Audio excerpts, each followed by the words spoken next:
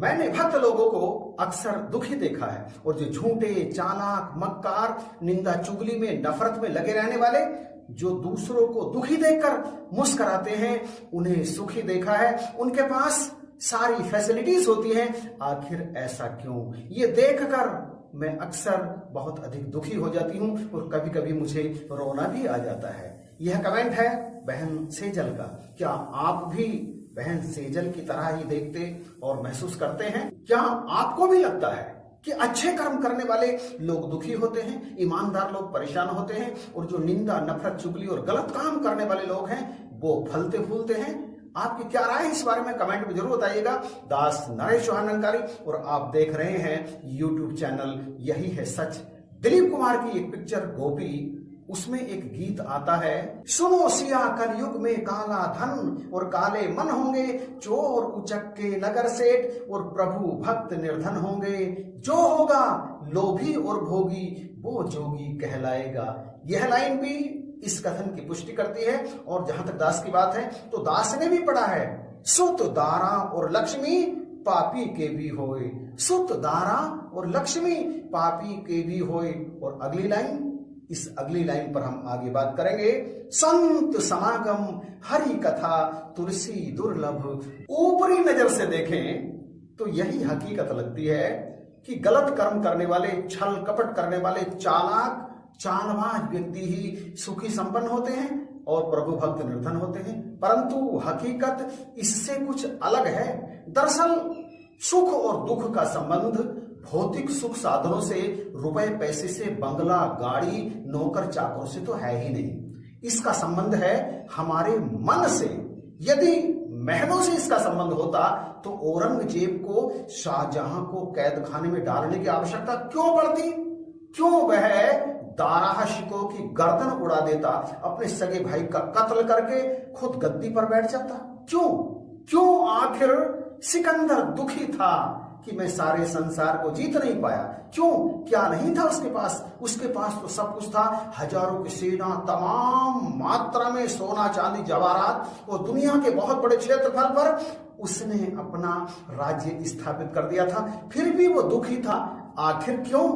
रुपए पैसे, धन दौलत, सोने चांदी, जवाहरात, बंगला, गाड़ी, नौकर चाकर, ये सुख के साधन हो सकते हैं, क्षणिक सुख के साधन, ये स्थायी सुख के साधन नहीं है। अगर कार आ गई सुखी हो गए, कार खराब हो गई दुखी हो गए, एसी लगवा ली सुख मिल गया, एसी खराब हो गई दुख मिल गया, नौकर मिल गया घर के सारे काम कर रहा है, सुख मिल रहा है, अभी भाग जाए दुख आ जाएगा ना। कहां है ये सुख के साधन?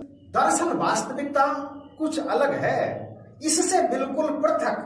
जहां आप सुख ढूंढ रहे हैं ना, वहां सुख है ही नहीं। जो सुख को चाहे सदा शरण राम की ले। और जो वास्तविकता है, आप उनकी तारीफ मत करिए जिन्होंने गलत काम किया। शांति कुंज हरिद्वार के संस्थापक पंडित श्री राम शर्मा आचार्य कहते हैं, उन्हें मत सराहो जिन्होंने अनीति पूर्वक सफलता पाई और संपत्ति कमाई। एक अन्य स्थान पर वो कहते हैं, बड़प्पन अमीरी में नहीं बल्कि सज्जनता और ईमानदारी में सन्निहित है। जिसके अंदर दया है, करुणा है, जिसके अंदर प्रेम है, वो अमीर है। आपको इस दुनिया में लाखों ऐसे व्यक्ति मिल जाएंगे जो करोड़पति हैं, अरबपति हैं, और अपने ऊपर वो करोड़ों लाखों रुपए खर्च करते हैं, करोड़ों की गाड़ी में चलते हैं, बड़े बड़े बंगलों में रहते हैं, लेकिन गरीबों के लिए उनके पास एक भी कौड़ी नहीं होती। वो कभी भी दया नहीं दिखाते, किसी पर उपकार नहीं करते। ऐसे लोगों को क्या आप धनवान कहेंगे?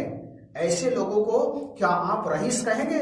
नहीं। और श्री राम शर्मा आचार्य जी एक स्थान पर कहते हैं, परमात्मा का प्यार केवल सदाचारी और सचरित्र लोगों के लिए सुरक्षित है, संरक्षित है। हर किसी को परमात्मा का प्यार नहीं मिलता।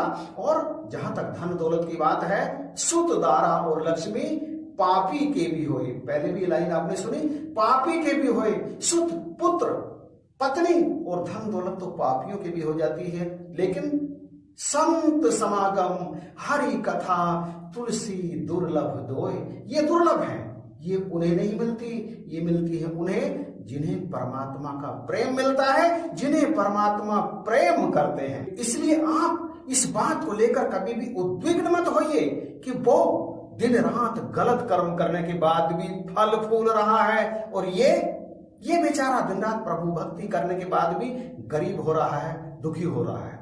प्रभु भक्त कभी भी बेचारा नहीं होता, प्रभु भक्त कभी भी गरीब नहीं होता। जाके पल्ले राम धन, धनी कहा बे सोए। कबीरदास जी ने फैसला कर दिया इस बात का। और हाँ, उधर लगातार घड़ा भर रहा है, और यहाँ तो किताब कोरी है, कुछ भी नहीं लिखा जा रहा है, बिल्कुल साफ है मामला, इसलिए मोक्ष का मार्ग प्रशस्त हो रहा है। प्रभु हर कर्म का फल तुरंत नहीं देते, इनके यहाँ कर्म का फल मिलने में समय लगता है। और इसलिए लगता है क्योंकि यदि कर्म का फल तुरंत ही मिलना आरंभ हो जाए ना, तो कोई गलत कर्म करेगा ही नहीं। अच्छे कर्म का फल तुरंत मिल जाए, सब अच्छे ही कर्म करेंगे। बुरे कर्म का फल भी तुरंत मिल जाए ना, तो फिर कोई बुरा कर्म करेगा नहीं। जबकि प्रभु के यहाँ कर्म का विधान है, जैसा कर्म करेगा वैसा फल देगा भगवान। अच्छा करेगा अच्छा फल मिलेगा, बुरा करेगा बुरा फल मिलेगा। आज नहीं तो कल मिलेगा, याद रहे, आज नहीं तो कल मिलेगा। इसलिए भगवान से आप शिकायत मत कीजिए। ईश्वर शिकायत करने के लिए नहीं है, ईश्वर विश्वास के लिए होते हैं। एक भक्त जब भक्ति करता है ना, तो इसलिए करता है कि उसके परमेश्वर, उसके आराध्य, उसके इष्ट उससे प्रेम करें। भक्ति तो नाम है श्रद्धा का, भक्ति तो नाम है आराधना का। भक्ति करने से दौलत आए ना, तो उसे प्रभु का प्रसाद समझ करके ग्रहण करना चाहिए। हकीकत तो यह है कि भक्ति नाम है आनंद का, आनंद, और वो धन दौलत में तो है ही नहीं। तब है जब भक्त की स्थिति राजा जनक की तरह से हो जाए कि दौलत को भी परमात्मा का प्रसाद समझ करके ग्रहण करे, और इसलिए ग्रहण करे कि ये मेरे पास इसलिए आई है ताकि मैं इससे दूसरों का कल्याण कर सकूं।